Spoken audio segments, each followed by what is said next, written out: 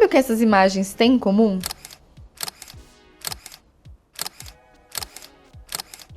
Todas estavam postadas no WeHeartIt. Na era Tumblr, existia um site que batia de frente com o Pinterest, chamado WeHeartIt. Um lugar onde buscávamos inspirações. A máscara de cílios do momento era a de Colossal, blusa da Gap com tênis da Vans e uma messy bun estava entre os looks mais procurados, mas de repente ele sumiu. Então, o que aconteceu com o WeHeartIt? Mas antes, deixa eu me apresentar primeiro.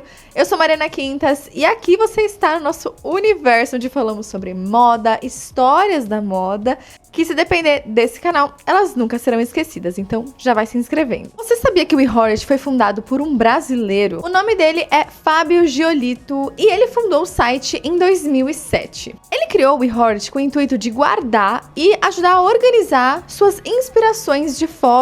Ele era do Rio de Janeiro e era formado em comunicação visual pela PUC do Rio.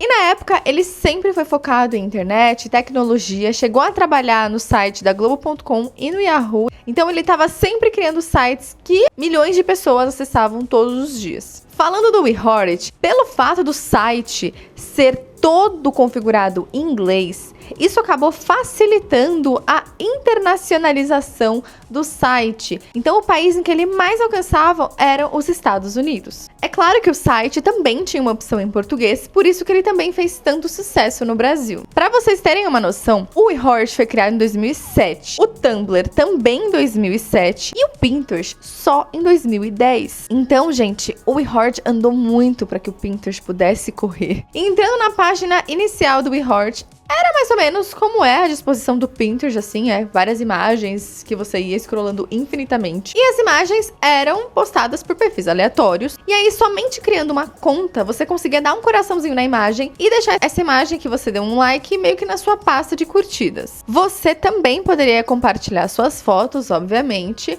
E o mais interessante é que, assim, no auge do WeHeartIt, você não tinha um espaço para fazer comentários, porque era meio que chamada de uma plataforma bullying free. Então você não tinha como falar mal, nem falar bem das pessoas ou das imagens. Você podia acessar o WeHeartIt pelo app ou pelo site. O WeHeartIt teve o seu auge entre 2012 até mais ou menos 2016. O negócio deu tão certo e furou tanto a bolha que a equipe do WeHeartIt, tinha um escritório em São Francisco. Claro, né, para deixar muito mais internacional essa operação, já que o maior público-alvo deles eram os americanos nos Estados Unidos. E houve um momento em que o WeHeartIt era maior do que o Pinterest. O site tinha 7,7 milhões de visitantes únicos e 460 milhões de visualizações das páginas em julho de 2011. Naquele momento, o Pinterest tinha 1,5 milhões de visitantes únicos e 91 milhões de visualizações por página. Mas assim, por mais que o Pinterest tenha crescido muito e, óbvio, ultrapassado os números do WeHeartIt,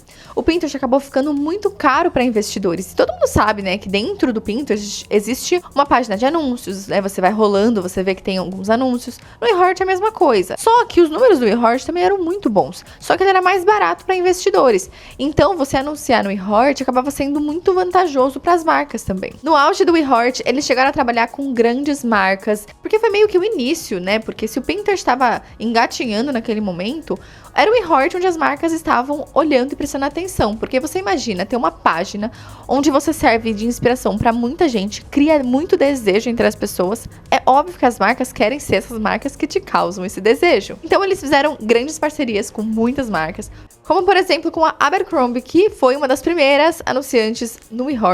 E na época, a diretora de marketing da marca, Emily Miller, disse que realmente superou as expectativas o resultado que as marcas tiveram anunciando no WeHeartIt. Além disso, a Hollister também aproveitou o auge da plataforma, até porque, mais ou menos em 2013, 14, gente, ter uma blusinha da Hollister ou da Abercrombie era, assim, o auge da menina Tumblr. Em uma campanha que a Hollister fez pelo WeHeartIt, os usuários chegaram a postar mais de 1 milhão de fotos usando as hashtags oficiais da campanha, para você ver como o público do WeHeartIt era muito engajado. Então fazia todo sentido para essas marcas estarem dentro do WeHeartIt, porque a partir do momento que você está pesquisando sobre aquele estilo de vida e você quer fazer parte do estilo de vida do seu consumidor, nada melhor do que estar dentro da sua comunidade de fato. Além disso, a Victoria's Secret também usou o WeHeartIt para divulgar a sua linha de adolescente, né?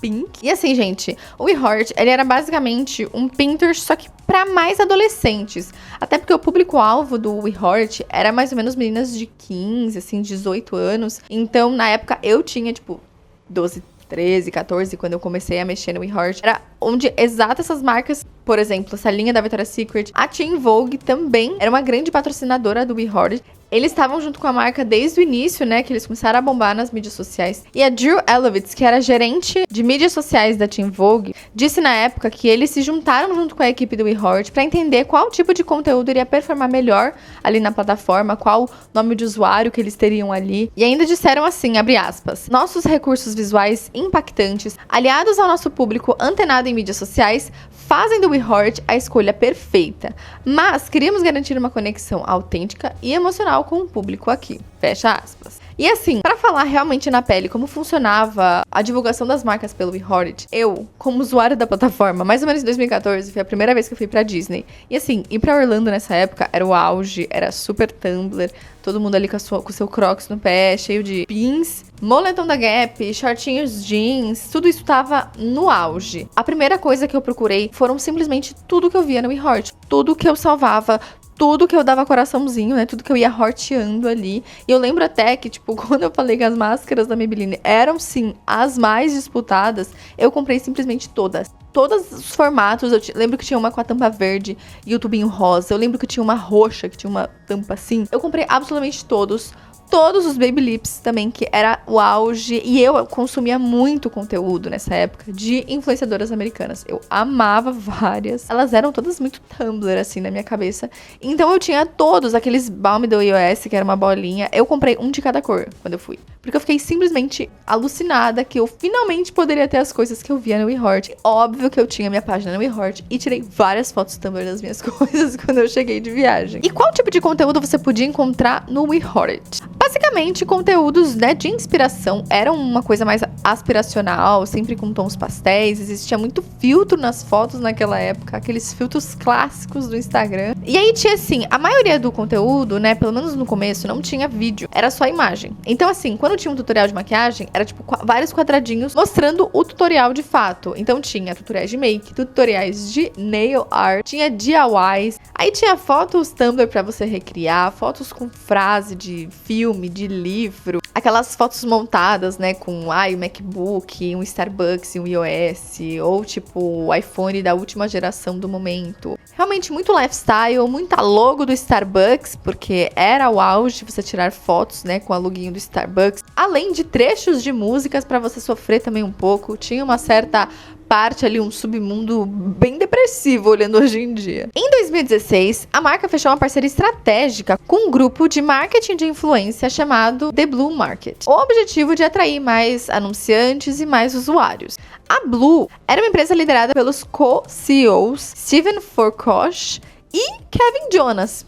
Pois é, nosso queridíssimo do Jonas Brothers. E eles tinham feito um investimento de um valor que não foi divulgado pelo WeHeart. E eles teriam um papel bem ativo nos programas de crescimento de receita e de usuários dessa plataforma. Na época, a Blue tinha cerca de 9 mil influenciadores. Somando os seguidores de todos os clientes que eles tinham, dava quase 300 milhões de seguidores. Então, boa parte da estratégia até 2016 era lançar campanhas de marketing junto com influenciadores para alavancar a marca. Até porque esse boom que a gente teve, né, dos influenciadores, começava ali mais ou menos em 2016 mesmo. Como o WeHeart era uma plataforma basicamente para fotos, em 2015 eles lançaram um aplicativo que era um aplicativo de edição para fotos chamado Easel, que era para você fazer justamente essas colagens, essas montagens, colocar vários filtros, que na época era o que bombava. E foi nesse ano de 2015 que eles tiveram um evento chamado WeHeart Experience. E também aparentemente parece que foi o primeiro e o único evento que teve. E por muitos relatos de gente que usava o WeHeart na internet, e do meu relato também como uma usuária muito ativa, o app você encontrava imagens que às vezes transmitiam uma certa paz, uma calma. Não tinha, assim, né, no auge do WeHorrit, anúncios muito, assim, na sua cara. Então, era uma rede social tranquila, que você não era bombardeado por anúncios o tempo todo. Você via o que você queria ver lá. E, basicamente, você sonhava acordado enquanto você via fotos, inspirações, lugares que você gostaria de visitar, lifestyles que você gostaria de ter. Quando a gente fala, nossa, o WeHorrit desapareceu, ele não teve um grave acontecimento, nossa, alguém esbarrou na tomada e ele saiu do ar e nunca mais apareceu. Não, gente, ele foi caindo no esquecimento. Eu acho que o público foi crescendo e o WeHorrit não acompanhou esse público. Mas em uma matéria que eu encontrei em 2017, houve uma violação de dados que afetou mais de 8 milhões de contas, incluindo e-mail e senha que acabaram sendo vazados. O WeHorrit afirmou que o sistema de criptografia que eles usavam desde 2013 não era mais seguro devido aos avanços tecnológicos, né, dos hardwares e computadores da época. E mesmo em 2017, né, sendo um ano só depois de todos esses investimentos que as empresas estavam fazendo no WeHorrit, ele já estava considerado um aplicativo sendo esquecido pela população ali que usava ele. Até porque antes, até 2016, ele estava sempre no top 50 de aplicativos mais baixados na App Stores de todos os celulares. E em 2017, ele caiu para a posição 85. E aí tem até uma matéria de 2017 que eles falam assim, parece que os seus aplicativos antigos ainda continuam te assombrando. E eu fiquei, meu Deus, um ano depois do auge, ele já estava sendo considerado um aplicativo esquecido. E eu ainda usava em 2017, isso que é o mais curioso. E sinceramente, acho que houve um hiato de notícias entre 2018 até 2022 sobre o WeHorrit. Ninguém falou absolutamente nada sobre, mas pelas fontes mais atuais que eu li, em 2021, o WeHorrit foi vendido para a Super Basic LLC. Essa empresa nova acabou focando só na monetização e acabaram esquecendo de toda a experiência do usuário no aplicativo. Gente, tive problemas técnicos com o meu microfone, então eu troquei de microfone, mas eu não consigo prender esse no meu pincel.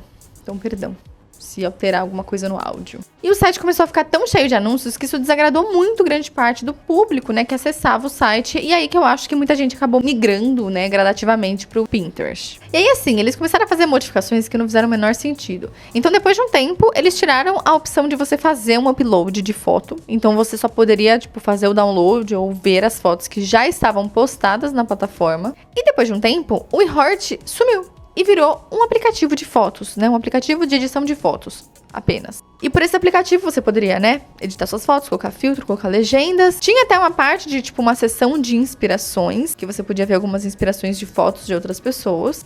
E tinha ainda alguns podcasts que você poderia escutar nesse aplicativo. Aí gerou realmente uma insatisfação maior de quem ainda restava por lá. Em 2023, o site foi oficialmente desativado. Então, se você jogar hoje no Google www.wehorrit.com.br ou só .com, você vai entrar numa página, né, num site que tem ainda, né, aquela logo do WeHorrit, só que é só o logo. Você vai entrar e só vai ter um logo gigante do WeHorrit, como se todos os conteúdos que estivessem ali tivessem sumido. Ele sendo ativado, né, todas as memórias, lembranças de muita gente que tinha deixado ali armazenado as suas fotos antigas no WeHorrit acabaram ficando para trás. E óbvio que um recorte de um estilo de vida, de um pedacinho do nosso tempo ali, né, de quem viveu o WeHorrit, viveu essa era Tumblr, acabou sendo perdido, já que muitas dessas fotos, que eram as nossas fotos de inspirações, acabou ficando esquecida e sumiram que nem quem não salvou suas fotos do Orkut e acabaram ficando sem elas no final.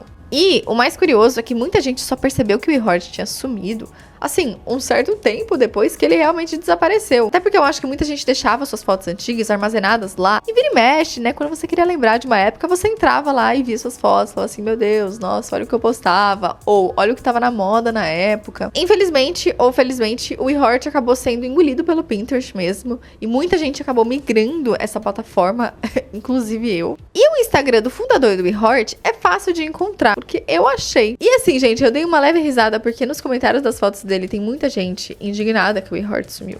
Várias pessoas perguntando o que aconteceu com o WeHorrit. Tantas pessoas assim do Brasil quanto lá de fora perguntando em inglês pra ele. Até porque o Instagram dele tem várias fotos da época que o povo trabalhava no escritório do WeHorrit. Porque ele tem fotos assim do time, do povo trabalhando. E isso é muito curioso, né? De se ver. E você vê que hoje ele é uma pessoa absolutamente normal. Que ainda gosta muito de fotos. Porque dá pra ver pelo Instagram dele que ele gosta de tirar essas fotos de coisas aleatórias. E eu até pensei pensei em mandar uma mensagem, talvez, perguntando pra ele contar por que o WeHeart acabou de vez, por que eles venderam, aquela coisa toda, por que o WeHeart não conseguiu dar uma volta por cima e virar um Pinterest, né? Eu acho que teria espaço pra isso. Mas como eu vi que tinha muita gente enchendo o saco dele nos comentários e ele não respondia, eu acho que deve ter muita DM e deve ser bem chato as pessoas perguntando toda hora.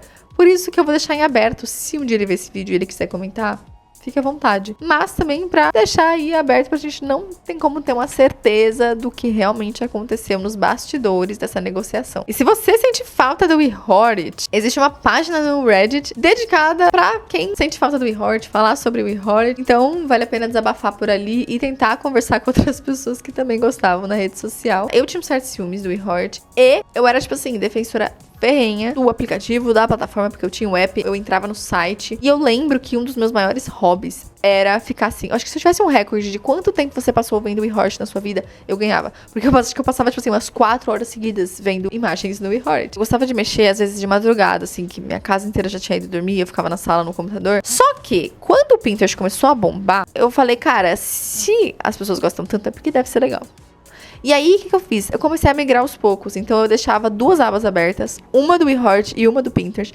E eu ficava alternando. Tipo, um pouco eu via do Pinterest, um pouco eu via do WeHeart. E eu ia uma pra outra. Até que eu acho que o Pinterest começou a falar muito mais com o meu estilo da época. O WeHeart eu percebia que começou a ficar muito antigo, assim. Eu acho que não foi se atualizando pro que tava na moda. E, basicamente, é um aplicativo de tendências muito atuais. Então, uma hora, pra mim, o WeHeart deixou de fazer sentido. E eu acabei parando de usar. Só que, vira e mexe, eu entrava no WeHeart. Acho que até 2022 eu entrei pela última vez. E eu olhei o feed e eu falei, nossa, que nostalgia. E eu tinha o meu perfil e eu tinha meus seguidores. Porque eu acho que eu tinha, tipo assim, uns 200, 300 seguidores ali no WeHeart. E as minhas fotos tinham curtidas. Então eu ficava assim, gente, ela era famosa. Mas foi isso. Então eu quero muito saber a sua relação. E quando eu fiz o vídeo da Forever 21 e falei do WeHeart, só um comentei do WeHeart, muita gente veio no comentário falar sobre isso. Por isso que eu decidi fazer esse vídeo. Porque eu amava muito e eu descobri que muita gente também amava. Eu descobri várias curiosidades, né, pesquisando sobre.